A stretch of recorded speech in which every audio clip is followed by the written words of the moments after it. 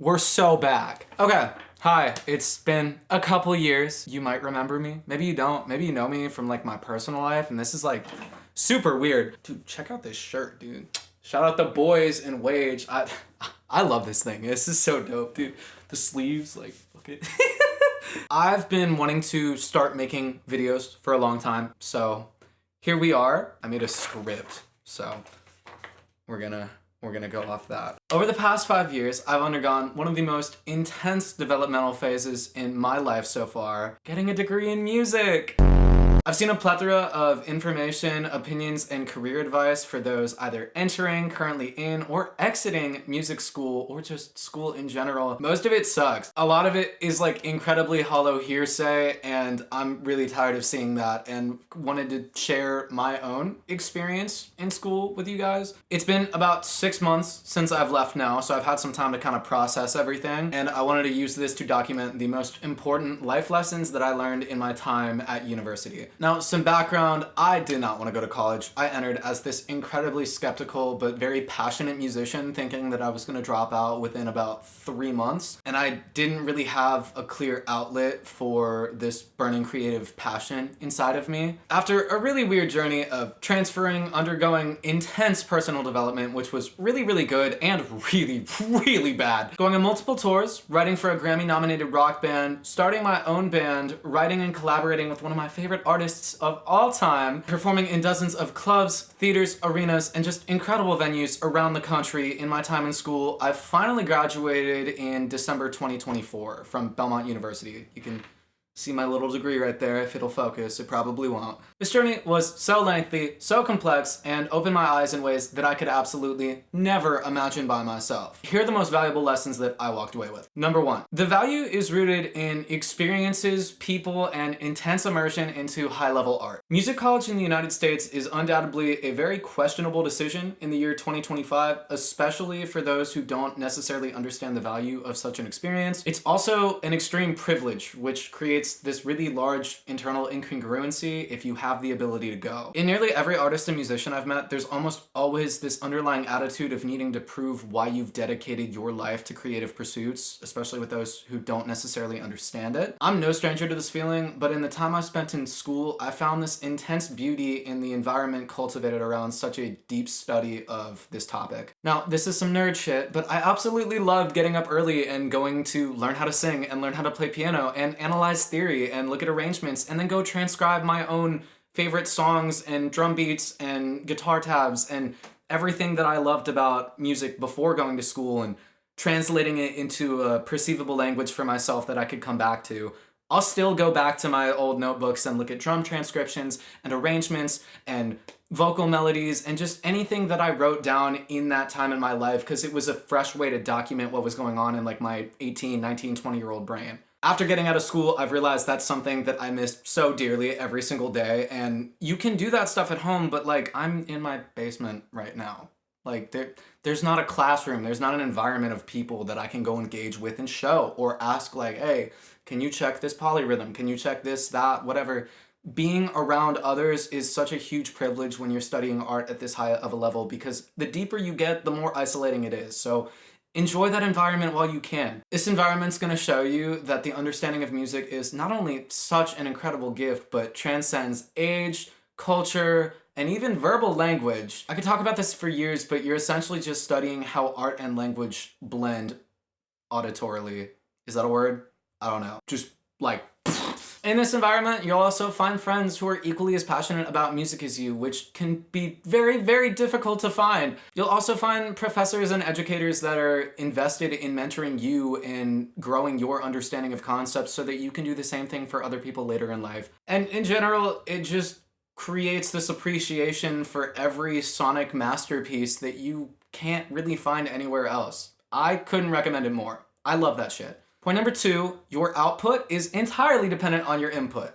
And let me elaborate on that a little bit. This is more of a universal truth than anything else, but it really presented itself to me in college. Most of my time in school was spent pursuing professional achievements in music outside of the classroom. This had a lot of pros, but it also had a lot of cons, and if I could go back, I'd probably do it a little bit differently. Now, I left college with almost 100 shows played, over 2 million streams on music that I wrote, and I didn't even come into college as a songwriter. We'll talk about that a little bit more later. And a collaboration with one of my favorite artists on my own song, which was so sick. On the flip side, as a direct result of this, my involvement in my community and my friends and my peers was just not very high because I was so focused on my career pursuits. This really manifested itself during the back half of my college career, where I noticed like a significant disconnect from the culture and environments around me in my classrooms versus what I had been doing, and it just left me feeling pretty isolated. From a pretty early adolescent age, I decided that I was gonna pursue music incredibly professionally at a very high level, very intensely. When I got to college, more opportunities presented themselves for me to exist as a professional musician, but I feel like a huge part of my late adolescence and early adulthood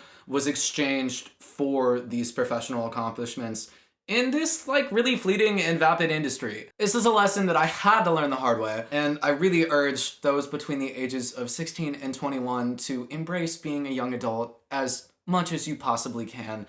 The career accomplishments are gonna show up later. The work you put in does matter, but like, be a kid, dude. Enjoy time with your friends and get involved, because the responsibilities of life are gonna creep up on you and put you in these shackles that you didn't know everybody else had. And while that is part of just growing up and becoming an adult, take full advantage of the time that you have currently. Learn everything you can about yourself, your passions, your friends, and create as many lifelong memories as you possibly can, because that freedom will disappear. My advice is to enjoy it to the best of your ability right now, because it will haunt you if you don't.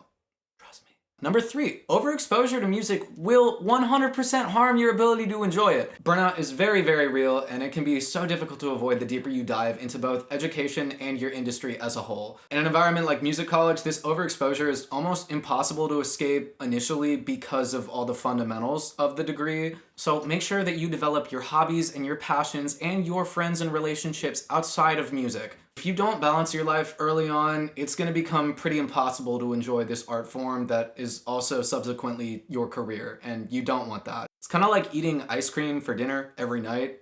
Don't fucking do that. You're inevitably gonna grow to hate it if you don't have a balanced life in place. This leads me to point number 4, discipline is a choice. Okay, this one is and always will be a tough pill to swallow. Only you can make the decision to build the habits for success in your adult life. Nobody else can. Just you. Starting the assignment an hour before it's due, skipping class to create an artificial extension, and constantly showing up drunk and or high to tolerate the responsibilities of the thing you signed up for. Those are just a few examples of the choices that I made that inevitably really hurt me in the long run. College is extremely difficult, and while you'll inevitably behave one of these ways at some point in your college career, the earlier you implement these disciplinary behaviors, the easier life is gonna be. Self-control is truly a blessing that many neglect until it's too late. And again, the later you start, the harder it is. This moves us to point number 5. Substance abuse is incredibly harmful long-term. If I could change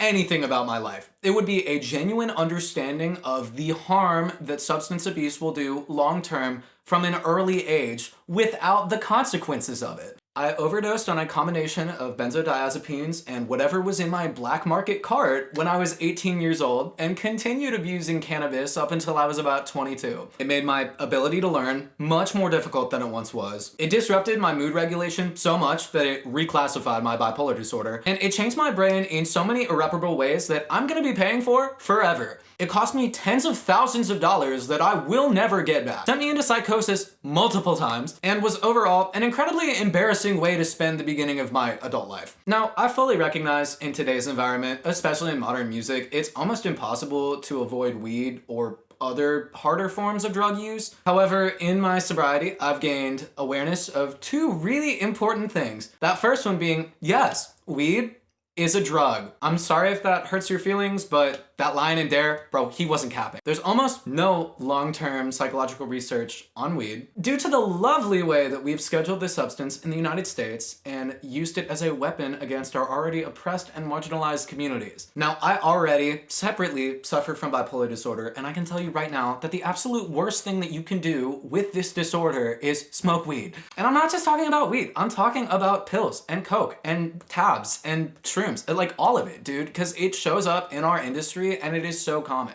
Really, like in college too. Like these are These are things about real life that you are going to encounter whether you like it or not. I think Mod Sun said it best when he put it very simply, drugs slowed me down. It's just real. And I'm gonna tell you right now, if you're pursuing high-level art that requires discipline and creativity and performance, any drug is going to harm you, no matter how much it convinces you that it's gonna help. All right, that was a little heavy. This is a bit more of a taboo subject, so I'm gonna try my best to keep it educational and brief, and I'm also not an expert in this world, so take everything I say here with a grain of salt. If you're entering a level of music education this high, there's a strong chance that the bulk of your social interactions are gonna cross over with neurodivergence, whether that's ADHD, ASD, bipolar disorder. Now, that might feel like a kind of random thing to throw out there, but here's why this is important. There's a different set of social standards and dynamics in these environments, and it can require some patience and grace to understand these dynamics and environments as a whole. Always remember that it's incredibly important to treat everybody with the same level of kindness, respect, and understanding that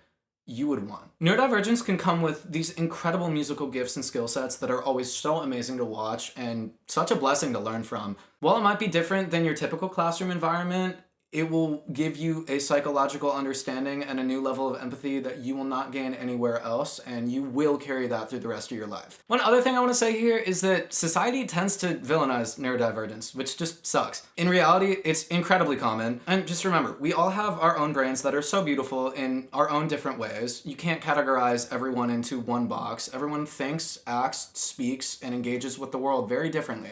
It is so important, whether teaching or learning, to cultivate a learning environment that creates comfort, curiosity, and understanding with every single lesson. And students and teachers are equally responsible for this in an environment like college. Number 7, exploring new paths can be more rewarding than you could ever imagine. So I came to college as a percussion major at Belmont University. I transferred in there. I was a jazz studies major at Virginia Commonwealth University beforehand. And I've always been a multi-instrumentalist, but when going to college, I kind of put all of my eggs into one musical basket, so to speak, with drumming. I wanted to be a touring drummer. I figured that was going to be the quickest and easiest way for me to go out onto the road and make some money. After achieving a few of my bucket list goals and filling in for some of my heroes, which was just absolutely incredible and such a blessing, I still felt this void growing in my creative identity, and the more I played drums and the more I focused on mastering the instrument, the greater that void grew. I had a full-on mental breakdown after coming off my first tour, but I used a lot of the negative energy from that and put it into my own songwriting after being encouraged by my songwriting friends to give it a shot based on how I expressed my understanding of music. After I started that, I quickly found a much more authentic and fulfilled version of my creative identity within writing those songs. Shortly after this, I started my own band at age 21, and I always thought that was way too late to do something like start singing and start your own band. I know Luke Combs didn't even pick up guitar till he was 21 or something like that, and there are people that start music much later, and if you're in a musical educational environment, then trust me, it's never too late to pivot. I started learning to sing, began writing with other artists, and really dove headfirst into pop vocal production in exchange for more mastery of an instrument that I had already dedicated most of my educational pursuits to. And very quickly, this paid off both in terms of my own satisfaction with my creative endeavors, but also just the work speaking for itself. I helped write one of the songs on the new Nothing More record. I wrote a verse and a chorus for Kellen Quinn of Sleeping with Sirens for my own band. And my band, Raw Honey, are playing at Bonnaroo this year with some insane names on the lineup, so that's super cool. And all that's happening at age 23. Now, songwriting has given me a place to implement my percussion-based education experience and put rhyme schemes with rudimental patterns into them, just concepts you would never blend together if I didn't have both. It allows me to craft these arrangements in my songs and productions that implement theoretical concepts like tritone substitutions and my favorite inversions. It helps my melodies sound smarter and better, and it really takes all this knowledge that I embedded into my musical psyche and puts it into one place that's cohesive and allows me to implement writing and poetry on top of that. I never ever would have even considered trying this if it wasn't for my songwriter friends pushing me to do this, and it really taught me to never ever stop trying new things. You never know what you're gonna find. Number 8, study concepts first and details second. Music is a subject which allows the brain to see conceptual convergence very clearly and quickly. Low-key, that was a bar. Put that on my grave, bro. And these disciplines and study methods translate to all facets of life. I found a wonderful passion for cooking because of the parallels it holds with both songwriting and production. I have a significant appreciation for math due to the properties it shares with musical analysis. And I love the science that I can barely understand through my very limited knowledge of audio physics that I've learned from my friends that work in audio engineering. I think the most valuable concept out of all of them that I've learned in music school is that passion truly radiates an unmatched beauty when realized to its full potential. And I promise you can see that in every single person you meet. Just ask them what they're passionate about. It might teach you something that you never would have figured out by yourself, like ever. And that leads me to the final point of this video. Number 9, never stop learning. I know that's cheesy and stupid, but it's not that stupid and it's not that cheesy. As you age, your brain's gonna start struggling to pick up information as quickly and cohesively as you once did, especially as a budding adult. If you use this time to your advantage, you're gonna lead an incredibly insightful and fulfilling life. Okay, I hope you guys like my tangent. I'm gonna try and start doing more content like this just because I like making videos and talking about this stuff and it's really fun. And I hope you learned something or at least had like a nice takeaway from this video. Also, like I mentioned, I'm in a band. We just put out an EP. It's called Insane from Exposure. It's like indie pop, hyper pop, pop punk, metalcore. There's double drop G on there, bro. We're gonna play Bonnaroo this year. It's gonna be sick. I'm gonna vlog that. I know that we're not allowed to do video at the festival, so it's gonna be like everything except the festival. You'll have to come check it out to see that. So thanks for watching. I don't know how to end these videos. Bye. I didn't even fucking end